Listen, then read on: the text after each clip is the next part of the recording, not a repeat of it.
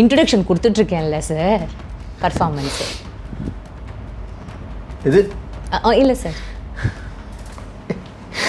கொஞ்சமாவது அறிவு இருக்கா? நெஞ்சு அடைச்சு போய் எங்க தலைவன் என்ன சினிமா ஷூட்டிங்கா? அத்தனை கோடி மக்கள் அப்படி கூடி நின்று பார்த்துக்கிட்டு இருக்கா. அவனோட வலி வேதனை எவனுக்காவது தெரிஞ்சிருக்கா? என் தலை நடிக்கிறானா? அவன் அப்படியே அள்ளி அள்ளி கொடுத்துட்டீங்களா? என்னம்மா சத்தங்க? ஒன்றும் இல்லை சார், பேசிட்டு இருக்கோம். ஏன் ஓகே, காட் இட். எங்கள் எடிட்டர் லிங்க் பண்ணிப்பாரு. இந்த பர்ஃபார்மன்ஸ் இதுன்றது எனக்கு அப்போ புரியல. பிலிப்ஸ் ஜெரார்டுன்னு ஒரு ஆளு, அவரை தவிர மற்றவன் எல்லாருமே. சார் பிலிப்ஸ் இல்லை சார், அவர் பேரு ஃபெலிக்ஸ். பேரை தப்பா சொல்லிட்டேன்னு மறுபடியும் எல்லாம் மாத்திர சொல்லாதே, நான் சரியா சொல்றேன். பிலிப்ஸ்னு ஒரு ரேடியோ இருந்தது தெரியுமா? அதுக்கு ஓனர் யாரு? அவர்தான். என்னமோ வாங்கின்னு வந்தீங்களே, தருவீங்களா? என்ன தரணும்? ஓல்டு மங்கு ரம்மு குடிக்கிறீங்களா? சரக்கு பாட்டிலே வச்சு அடிச்சிட்டு இருக்கானுங்க. கொக்கோ கோலா பாட்டில் வச்சு அடிச்சிட்டு இருக்காங்க. ஒரு குடிச்சிட்டுலாம் எனக்கு இன்டர்வியூ கொடுக்காதீங்க. I am not for it. கொடுக்க முடியாது, இன்டர்வியூ கொடுக்க முடியாதுங்கிறேன். நீங்க என்னத்த வெண்ணைய வேணான்னு சொல்றது? நான் உங்களை சொல்றேன், எனக்கு நீங்க தேவையில்லை. ஸ்டார்டிங்ல ஒரு பர்ஃபார்மன்ஸ் பண்ணீங்கல்ல, பர்ஃபார்மன்ஸ் சொல்லாதீங்க. ஸ்டார்டிங்ல அழுதேன், துக்கப்பட்டு அழுதேன். தலைவனை நினைச்சோனி அழுக வந்துருச்சு. அவருக்கு எப்படி மக்களை பார்த்தோனி அழுக வந்ததோ அதே மாதிரி என் தலைவனை நினைச்சோனி எனக்கு அழுக வந்துருச்சு. பேச வைக்கிறது மாதிரி பேசுறீங்க. குழந்தை தூங்குதுங்கிற ஒரே காரணத்துக்காக நான் சவுண்ட கம்மியா வச்சு பேசிக்கிட்டு இருக்கேன், தெரியுதா? வால்யூம் கம்மி பண்றேன். வால்யூம் கம்மியா? அதான் பேராகிராஃபா எழுதி கொடுத்துருக்காங்கல்ல. இங்க நின்று பேசிக்கிட்டு இருக்கிறப்ப நீங்க தூரமா போய் நின்று அழுதுட்டு அதுக்கப்புறம் வந்து சாரி சொல்லி ஆரம்பிக்கணும்னு அதுல இருக்குதுல்ல, அது மாதிரி தானே பண்ணணும். மனித ரூபத்துல எங்களுக்கு கிடைச்சிருக்க கடவுள் விஜய், அதை முதல்ல நல்லா தெரிஞ்சுக்கங்க. ஒரு நிமிஷம் சார், எம்ஜிஆர் அவர்கள் என்னைக்கு உயிரோட எழுந்து வந்து இங்க மண்டையில கொட்ட போறாருன்னு எனக்கு தெரியல. எம்ஜிஆர் எந்திரிச்சு வந்து மண்டையில கொட்டுறாரா?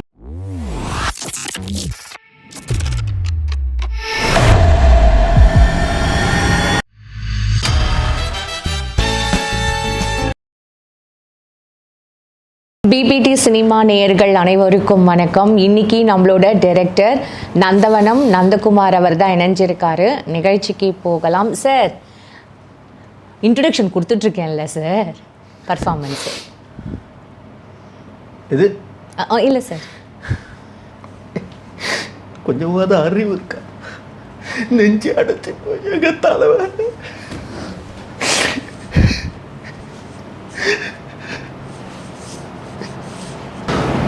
வாங்க வாங்க, முடிஞ்சுதா? டைம் ஆகுது, வாங்க உட்காருங்க. நெக்ஸ்ட் இன்டர்வியூ இருக்கு. பர்ஃபார்மன்ஸ் முடிஞ்சுதா? பர்ஃபார்மன்ஸா? இது பர்ஃபார்மன்ஸா? கொஞ்சமாவது அறிவுங்கிறது இருக்கா? என்ன சினிமா ஷூட்டிங்கா? அத்தனை கோடி மக்கள் அப்படி கூடி நின்று பார்த்துக்கிட்டு இருக்கா. அவனோட வலி வேதனை எவனுக்காவது தெரிஞ்சிருக்கா? பர்ஃபார்மன்ஸ் அவார்டு வாங்கி கொடுத்துருவீங்களா? இதுவரைக்கும் கொடுத்துருக்கீங்களா? காசு கொடுத்தாதான் அவார்டே கொடுப்பானுங்க. என் தலை நடிக்கிறானா? அவார்டு அப்படியே அள்ளி அள்ளி கொடுத்துட்டீங்களா? என்னம்மா சத்தங்க? ஒன்றும் இல்லை சார், பேசிட்டு இருக்கோம். ஏன் எதுக்கு இப்போ எங்கள் சேனல் ஹெட் வந்து இப்போ என்ன திட்டணும் அதானே? எதுக்கு இந்த பர்ஃபார்மன்ஸ்? Okay, got it. எங்கள் எடிட்டர் லிங்க் பண்ணிப்பாரு. இந்த பர்ஃபார்மன்ஸ் இதுன்றது எனக்கு அப்போ புரியல.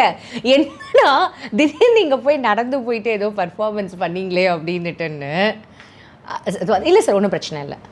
அதான் எங்கள் தலைவன் நெஞ்சு அடைச்சி போய் அழுதுருக்காங்கிற விஷயமே உங்களுக்கு தெரியாம எல்லா ஊடகமும் ஒரே ஒரு ஆளு, ஒரு பத்திரிகை சாமியார், எங்களுக்குன்னு சாமி மாதிரி வந்து நின்று பிலிப்ஸ் ஜெரார்டுன்னு ஒரு ஆளு, அவரை தவிர மற்றவன் எல்லாருமே. சார் பிலிப்ஸ் இல்லை சார், அவர் பேர் ஃபெலிக்ஸ். அவரை நான் இன்டர்வியூ எடுத்திருக்கேன். அவர் நல்லா பேசுவார். இன்ஃபேக்ட் நல்லா பேசுவாரா? நல்லா பேசுறாருன்னு இல்ல, உணர்வுபூர்வமா என் தலைவனை புரிஞ்சு வச்சிருக்காரு அவர் மட்டும்தான், தெரியுமா? சார் பேரை தப்பா சொல்லிட்டேன்னு மறுபடியும் எல்லாம் மாத்திர சொல்லாதே, நான் சரியா சொல்றேன். சார். பிளிப்ஸ்னு ஒரு ரேடியோ இருந்தது தெரியுமா, அதுக்கு ஓனர் யாரு? அவர்தான். ஒரு நிமிஷம் சார், பக்கத்து வீட்டில் குழந்தை தூங்குது அப்படின்னு அவங்க அப்பவே வந்து சொன்னாங்களாம். கொஞ்சம் மெல்லமா பேசுறீங்களா? ஏன்னா நம்ம நெய்பர்ஹுட்ல இருக்காங்கல்ல, அதனால அதான் எமோஷன்ஸ் கொஞ்சம் கம்மி. புரியுதா? எந்த சென்டிமெண்ட்னால அடக்குறீங்கன்னு, நாங்கள் சென்டிமெண்ட் இடியட்ஸாக இருக்கிறதுனால தான் எங்களை அப்படி வச்சு செஞ்சுக்கிட்டு இருக்கீங்க. என்னமோ வாங்கின்னு வந்தீங்களே, தருவீங்களா? என்ன தரணும்? இல்லை, என்னமோ வாங்கின்னு வந்திருக்கீங்க. அதான் ஓல்டு மங்கு ரம்மு குடிக்கிறீங்களா? ஓ, எனக்கு பழக்கம் இல்லை. ஒருத்தன் வச்சிருக்கிறது எதையுமே டக்குன்னு கேட்கக்கூடாது. இப்போ எல்லாம் என்ன, சரக்கு பாட்டிலே வச்சு அடிச்சிட்டு இருக்கானுங்க. கொக்கோ கோலா பாட்டில் இல்லை, பாட்டில் வச்சு அடிச்சிட்டு இருக்காங்க. ஒரு விஷயம் கேட்டக்கூடாது, உடனே அதுக்கு ஒரு மணி நேரம் விளக்கும்.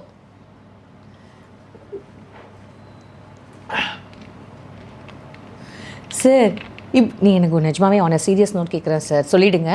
குடிச்சிட்டுலாம் எனக்கு இன்டர்வியூ கொடுக்காதீங்க. I am not for it. ஓ, கொடுக்க முடியாது. குடிக்க முடியாதா? என்ன சொல்கிறீங்க? கொடுக்க முடியாது, இன்டர்வியூ கொடுக்க முடியாதுங்கிறேன். நீங்கள் என்னத்தை வெண்ணைய வேணான்னு சொல்கிறது? நான் உங்களை சொல்கிறேன், எனக்கு நீங்கள் தேவையில்லை. உங்களுக்கு அதான் நல்லவனை கல்யாணம் பண்ணி வாழ்ந்துட்டு இருக்கீங்க, அது தப்பு. எனக்கு கல்யாணமே ஆகலை இன்னும். பார்த்தீங்களா? நல்லவனை தேடினா ஒரு காலத்துலையும் கல்யாணம் ஆகாது. எல்லா நல்லவனுக்குள்ளாரையும் ஏதாவது ஒரு கெட்ட இது இருக்கணும். இப்போ நம்மளை பற்றின டிஸ்கஷன் வேண்டாம். இப்போ just will get into the topic. வாழ்க்கையோட தத்துவ நெறிகளை சொல்லணுங்கிறதுக்காக நான் ஆரம்பிச்சா நம்ம டாபிக் வேணாங்கிறீங்க. இல்லை சார், எனக்கு என்ன தெரியுமா, பிபிடி அப்படின்றதுக்குன்னு ஒரு நல்ல ஒரு சப்ஸ்கிரைபர்ஸ் அண்ட் ஃபாலோயர்ஸ் லைக் வந்து நாங்கள் ஒரு நிறைய பேரை வந்து இன்டர்வியூ எடுத்திருக்கோம். ஆனால் இப்போ இது வந்து ஒரு காமெடி ஷோ மாதிரி போயிடுமோ? ஏன்னா எல்லாருமே தொடர்ந்து உங்களையே வந்து இன்டர்வியூ எடுங்க அப்படின்னு சொல்கிற அளவுக்கு என்ன சார்? அதான் எல்லா பயிலும் குடிகாரனா இருக்கான்ல, அதனால போத தெரியாமல் மயக்கத்தில் மயங்கி போய் என்னையே எடுக்க வைக்கிறாங்க. சரி சார், இப்போ டாபிக் வருவோம். இப்போ ஸ்டார்டிங்ல ஒரு பர்ஃபார்மன்ஸ் பண்ணீங்கல்ல, பர்ஃபார்மன்ஸ் சொல்லாதீங்க. சார் ஸ்டார்டிங்ல துக்கப்பட்டு அழுதேன். என் தலைவனை நினைச்சு இன்டர்வியூ ஆரம்பிக்கிறப்பவே தலைவனை நினைச்சோனே அழுக வந்துருச்சு. அவருக்கு எப்படி மக்களை பார்த்தோனே அழுக வந்ததோ அதே மாதிரி என் தலைவனை நினைச்சோனே எனக்கு அழுக வந்துருச்சு. சார் குழந்தை தூங்குதுன்னு சொன்னாங்க சார். சரி, அம்மா சத்தியமா இனிமேல் சத்தம் போட்டு நான் பேச மாட்டேன், சரியா?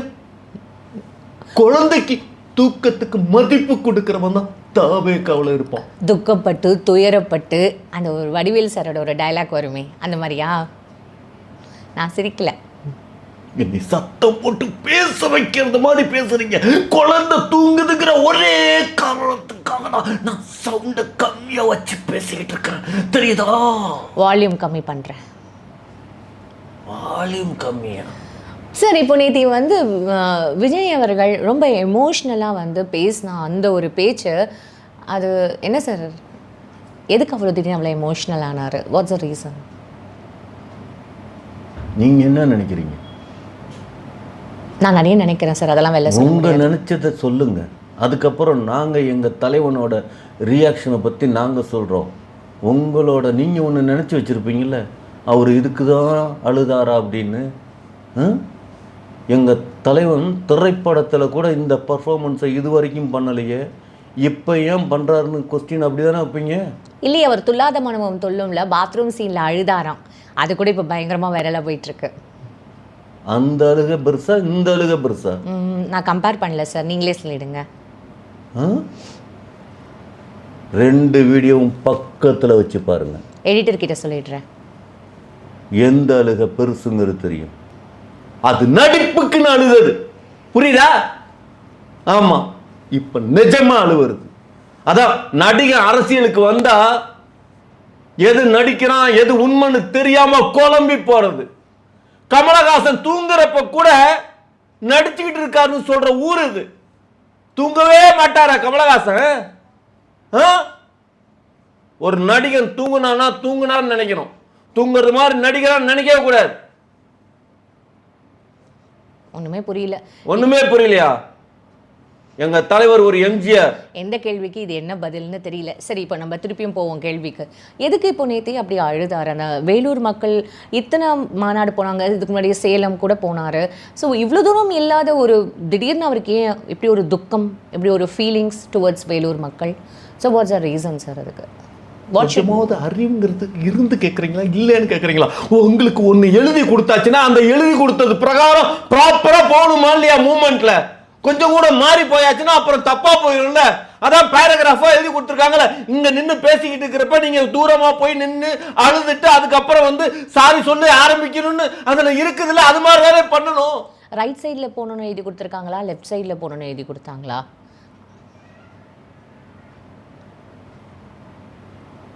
எல்லா நேரத்துலையும் ஏதாவது ஒரு தப்பு நடக்கும், புரியுதுங்களா? அந்த தப்பை ஏற்றுக்கணும். எங்கள் தலைவன், புரியுதுங்களா, லெஃப்ட் சைடில் போய் தான் அழுக வேண்டியது. அப்புறம் ஆனால் அவரோட ரைட் சைடுக்கு போயிட்டார். எதுக்காக ரைட் சைடுக்கு போனார்? என்ன? ஆடியன்ஸோட இதயம்லாம் அந்த சைடு தான் இருக்குது. நம்மளை பார்த்து இப்போ உட்காந்துருக்கான்னா உங்களோட லெஃப்ட்ல தான் உங்க இதயம் இருக்கும். அப்ப என்னோட ரைட் சைடுல போய் பேசினாதானே உங்க இதயத்துக்கிட்ட நான் பேசுனது மாதிரி தெரியும். அப்ப மக்களோட இதயத்தை தொட்டு பார்த்து பேசணும்னா ரைட் சைடுல போய் தானே நிக்கணும். அப்ப என் தலைவர் ரைட்ல போனது சரிதானே. அங்க ஏதோ துப்பிட்டு வந்தாருன்னு சொல்றாங்களே, என்னது சார்? துப்பிட்டு வந்தாரா? இருமினாரா? ஹலோ, தெரியல. துக்கம் நெஞ்சு அடைச்சு அழுவுறப்ப மூக்குல சளி வரும், வருமா வராதா? அததான் அப்படி எடுத்து விட்டு வந்தாரு. இதே எம்ஜிஆர் வந்து நீங்க நினைப்பீங்க இப்படி இப்படின்னு ஸ்டைல் பண்ணாருன்னு. மூக்குல இருக்கிற அழுக்கதான் இப்படி எடுத்து விடுறதுக்கு பதிலா ஸ்டைலா இப்படி இப்படின்னாரு. ஆனா அவர் பண்ணதை நீங்க ஏத்துக்கிறீங்க ஸ்டைல்னு. ஆனா எங்க தலைவன் இப்படின்னு ஒரு தடவை பண்ணதை தப்பா நினைக்கிறீங்களா? ஆனா அப்போ அவர் மூக்கு சிந்திட்டு வந்தாருன்றீங்களா? இதெல்லாம் ஒரு விஷயம்னு இன்டர்வியூல பேசிக்கிட்டு மூக்கு சிந்தினாரா? நீங்க தானே சொன்னீங்க. ஹலோ, அது மாதிரி அசிங்கமா பேசாதீங்க. இவ்வளவு நேரம் நீங்க தான் சொன்னீங்க, அதை தான் நான் திருப்பி கேட்கிறேன். உங்களுக்கு நீங்க அழுததே இல்லை, அழாத அளவுக்கு வாழ்க்கை வாழ்ந்துட்டு இருக்கீங்க. நானா சார்? ஆனா தமிழ்நாட்டுல கோடியில இருக்கிற ஒவ்வொரு பாமரனும் கஷ்டப்படுறவனும் எவ்வளவு அழுதுட்டு இருக்காங்கிறது உங்களுக்கு தெரியுமா? சரி சார், அப்போ ஓகே. இதுக்கு முன்னாடி அவரோட மாநாடுக்கு எல்லாரும் வந்தாங்கல்ல, அந்த விஷயங்கள், அந்த பிக்சர்ஸ், அந்த வீடியோஸ் இதெல்லாம் பார்த்தீங்களா சார்? பார்த்தீங்கல்ல, ஒவ்வொருத்தரும் எவ்வளவு உணர்வு பூர்வமா இருக்காங்கன்னு. ஒரு பையன் கருவுல உருவானதுலேருந்தே எங்க தலைவனோட ரசிகனா இருந்திருக்கான். கருவுல உருவாகிறப்பவே. என்னது சார்? அவங்க அம்மா தியேட்டர்ல போய் படம் பார்த்தாங்க தெரியுமா? சுரா. வீட்டுக்கு வந்தோனியும் இடுப்பு வலி எடுத்து அவன் பிறந்தோனியும் அவனுக்கு பேரு சுரான்னு வச்சாங்க. நல்ல வேலை அவங்க அம்மா சுறா படம் பார்த்துட்டு வந்தாங்க சார். இல்லை சார், அவர் நிறைய படம் நடிச்சிருக்காருல, துப்பாக்கி, கத்தி, சொல்லுங்க. அப்புறம் வில்லு வில்லுன்ற ஒரு படம்லாம் இல்லை, இந்த மாதிரியான ஒரு படங்கள்லாம் பார்த்துட்டு இருந்தா எப்படி சார்? அந்த தாய், அந்த 10 மாசம் சுமந்து பெற்ற தாய் சுறாங்கிற படம் தான் இல்ல. துப்பாக்கி பார்த்திருந்தா துப்பாக்கின்னு பேர் வச்சிருப்பாங்க, கத்தி பார்த்திருந்தா கத்தின்னு பேர் வச்சிருந்துருப்பாங்க. எப்படி கூப்பிடுவாங்க நீங்க சொல்றது? வீட்ல எப்படி சார் கூப்பிடுவாங்க? துப்பாக்கி படம் பார்த்தா துப்பாக்கின்னு பேர் வச்சிருப்பாங்க, கத்தி படம் பார்த்திருந்தா கத்தின்னு பேர் வச்சிருந்தாங்க சார். அப்புறம் எப்படி சார் அவங்க வீட்ல கூப்பிடுவாங்க கத்திய? தெரியுது, கத்தி கத்தின்னு கூப்பிட மாட்டாங்களா? கத்தி கத்தின்னு கூப்பிட. குழந்தை குழந்தை குழந்தை குழந்தைக்கு அவன் மட்டும்தான் நான் இப்ப சைலண்டா பேசுறேன். உங்களுக்கு இப்படி தலையாட்டி ஆட்டி கழுத்து சுளுக்கு பிடிச்சிக்கிச்சு சார். எங்க தலைவன்கிட்ட போங்க, சுருக்கு எடுத்து விடுவார். வேணாம் சார். அதானே? வேண்டாம், எனக்கு வேண்டாம். நான் எவ்வளவு சீரியஸா பேசிட்டு இருக்கேன், உங்களுக்கு கழுத்து சுளுக்கின்னு சொல்லி காமெடி பண்றீங்கன்னா என் தலைவன் சுளுக்கு எடுத்து விடுவாரா? புரியல. என் தலைவன் மசாஜ் சென்டர் வச்சு நடத்திட்டு இருக்காரா? இல்ல சார், குருவி படத்துல த்ரிஷாக்கு சொம்பு வச்சே அந்த இதெல்லாம் வந்து சரி பண்ணி விட்டாரே. அப்ப எங்க தலைவன் சொம்பு எடுத்துட்டு உங்கள்கிட்ட வரணுமா? ஏதாவது சம்மந்தமே இல்லாம பேசுவீங்கல்ல. இப்ப வேணாம். இப்போ எனக்கு அந்த பையன் பேசுனது கேட்டிங்களா? சுறா, கத்தி, துப்பாக்கி, அது முடிஞ்சது. எப்படி சார் இப்படிலாம் வந்து என்ன கேள்வி கேட்கறது? இதுக்கு எங்க தலைவனை நீங்க நேசிக்கல. நானா நீங்க சார்? வந்து ஆரம்ப காலத்துல இருந்து நீங்களாம் பார்த்தாவே தெரியுதுங்களே, நீங்களாம் ராமராஜன் ரசிகை. சார் ஆமா தீவிர நான் ராமராஜன் ரசிகை. ஆமா, அவரு ட்ரவுசர் போட்டுக்கிட்டு பால் கறக்கிறப்ப பாடின பாட்டெல்லாம் உங்களுக்கு நல்லா பிடிக்குமே. Of course sir. இதுல என்ன அஃப்கோர்ஸ் யா அஃப்கோர்ஸ் அதுல என்ன தப்பு இருக்கு? ஏன் நீங்க கேட்டது இல்லையா? அதுதான் செண்பகமே செண்பகமே தென்புதிகை. ராமராஜனை பார்த்தீங்களா? இப்ப இல்ல சார். போய் பார்க்குறீங்களா? நீங்க டைரக்டர் தானே, கூட்டிட்டு போறீங்களா? ஆமாம், உங்களை கூட்டிகிட்டு போய் விடுறதுக்கு தான் நான் டைரக்டர் ஆகிருக்கேன். வேணாங்க, ஏதோ சிம்பு என் வாழ்க்கையில் விளையாண்டதுனால நீங்களும் விளையாட சார் ஆரம்பிக்காதீங்க. நான்லாம் சிம்புவோட தீவிர ரசிகை. தேவையில்லாமல் இப்போ நீங்கள் இந்த விஷயங்கள்லாம் எதுக்கு ஒவ்வொரு வாட்டி வந்து சிம்பு சிம்பு சிம்புன்னு கார்னர் பண்ணுறீங்கன்னு தெரில. சரி, விஷயத்துக்கு வருவோம். இப்போ அந்த சுறா விஷயம் விடுங்க. அடுத்ததாக வந்து அந்த பெண்கள்லாம் பேசினாங்க, அதெல்லாம் பார்த்தீங்களா சார் அந்த வீடியோலாம்? நீங்கள் பெண்கள் தானே, நீங்கள் பேசிட்டு நான் பெண்கள் இல்லை, பெண் சிங்குலர். உங்களுக்கு இலக்கணம் தெரியாதுல்ல, தமிழ் இலக்கணம், பெண் சிங்குலர். நான் அடிச்ச மப்புக்கு இங்க 3 அமீர் தான் தெரியுது. எனக்கு தெரிஞ்சதான் நான் பேசுவேனா, நீங்க உங்களுக்கு தெரிஞ்சதை பேசுறீங்களா? யார்கிட்ட பேசிட்டு இருக்கீங்க? என்கிட்ட தானா? சொல்லுங்க. சரி, ஓகே. அந்த பெண்கள் பேசுனதை கேட்டிங்களா? எவ்வளோ பெண்கள் என் தலைவனுக்கு ரசிகனா இருக்காங்க. எல்லா ரசிகையும் ஏதேதோ பேசுவாங்க, புரியுதுங்களா? ஒரு ரசிகை தன்னோட கட்டின கணவனை விட என் தலைவனை பிடிக்குன்னு சொன்னாங்க. அப்படியெல்லாம் எங்கள் கூட்டத்தில் இருக்காங்க. உங்களுக்கு எந்த பேச்சை நீங்கள் கேட்டீங்க? இல்லை சார், இன்னொருத்தவங்க வந்து சொல்லியிருக்காங்க, என்னோட குழந்தைங்க கூட நான் விட்டுட்டு நான் இங்கே வந்திருக்கேன், ஏன்னா விஜய் அவர்களை பார்க்கணும், இந்த நிமிஷமே என் உயிர் போனால் கூட எனக்கு சந்தோஷம் அப்படின்ற மாதிரி சொல்கிறாங்கல்ல சார். இதெல்லாம் ரொம்ப அபத்தமாக இருக்கே சார். அபத்தமாவா? இதெல்லாம் அவர் வந்து சார், இதெல்லாம் விஜய் அவர்களுக்கு பேக் ஃபயர் ஆகும்ல சார். எல்லாருமே கலாய்ப்பாங்கல்ல. இதெல்லாம் ஒரு மேடையில் இந்த மாதிரியான ஒரு விஷயங்கள்லாம் சொல்லாதீங்க, இதெல்லாம் ரொம்ப தப்பான ஒரு விஷயம்ன்றதை அவர் அட்ரஸ் பண்ணணும்ல சார். ஏன் எதுக்கு சொல்லணும்? எதுக்காக அவர் சொல்லணுங்கிற? சொல்றவங்க யாருக்குமே ஓட்டு இல்லை சார். வந்து பார்த்தீங்க, இதே மற்ற கட்சிக்காரன்ட்ட போய் இப்படி கேட்பீங்களா? மற்ற கட்சிக்காரன்ட்ட மக்கள் இப்படி பேசுறாங்களே, அவங்களுக்கு அட்வைஸ் பண்ணுங்கன்னு ஏதாவது அட்வைஸ் கொடுப்பீங்களா? எங்க தலைவன் மட்டும்தான் அட்வைஸ் கொடுப்பானா? அட்வைஸ் கொடுத்தாவே எவனும் ஏத்துக்க மாட்டான், புரியுமா? அட்வைஸுங்கிறது 5 வயசு குழந்தை பண்ணா கூட கடுப்பாயிரும், புரியுதா? ஏன் சார், அவரை நம்பி கூட பைக்கில் வந்து பைக்லேருந்து கீழே விழறாங்க. ஆனால் அந்த பசங்க அந்த பைக்கு கூட எடுக்கல சார்.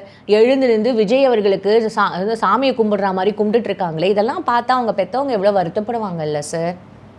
அதான் உங்களுக்கு எப்படி புரிய வைக்கன்னு தெரியல. எனக்கா? சொல்லுங்க, புரிஞ்சுக்கிறேன். மார்கழி மாசத்துல கோயிலை சுற்றி தேர் திருவிழா போயிட்டு இருக்கும், தெரியுமா? பார்த்துருக்கீங்களா? பார்த்துருக்கேன். மெய் மறந்து தன்னை மறந்து கடவுளை கைகூப்பி கும்பிடுவீங்கல்ல, கும்பிடுவீங்களா கும்பிட மாட்டீங்களா? கும்பிடுவேன் சார். அதே மாதிரிதான் அந்த தொண்டர்கள் பைக்ல இருந்து உளுந்தது கூட தெரியாம கடவுளை நினைச்சு கும்பிடுறது மாதிரி என் தலைவனை பார்த்து கும்பிட்டாங்க. அது உங்களுக்கு தப்பா தெரியுதா?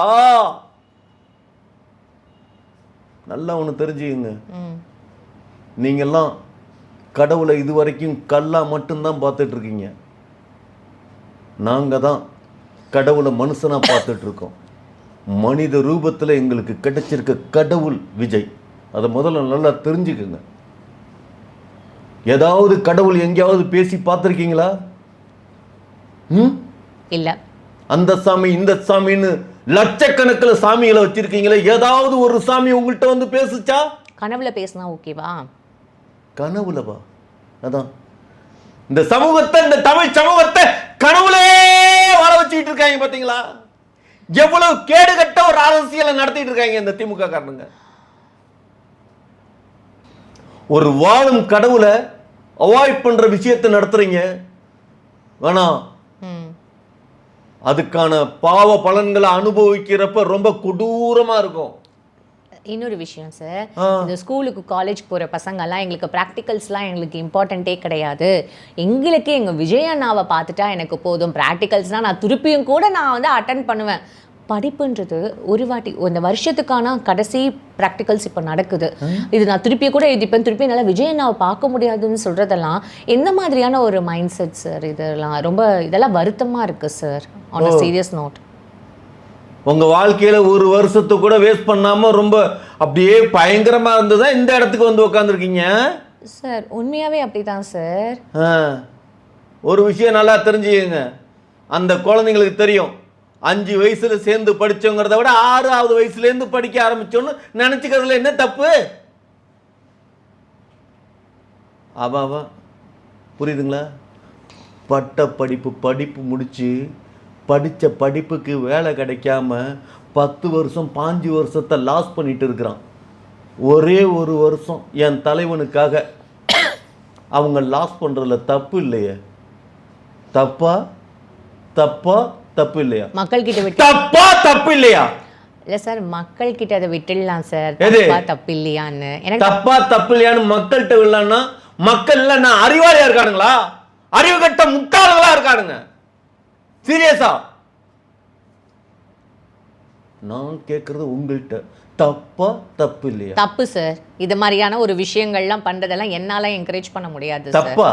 Of course. தப்பு அண்ணா, ரொம்ப தப்பா இருக்கீங்க. சீரியஸா சொல்றேன், ரொம்ப தப்பா இருக்கீங்க. ஆமா, சீரியஸா ரொம்ப தப்பா இருக்கீங்க. அடுத்த கேள்விக்கு போகலாம் சார்.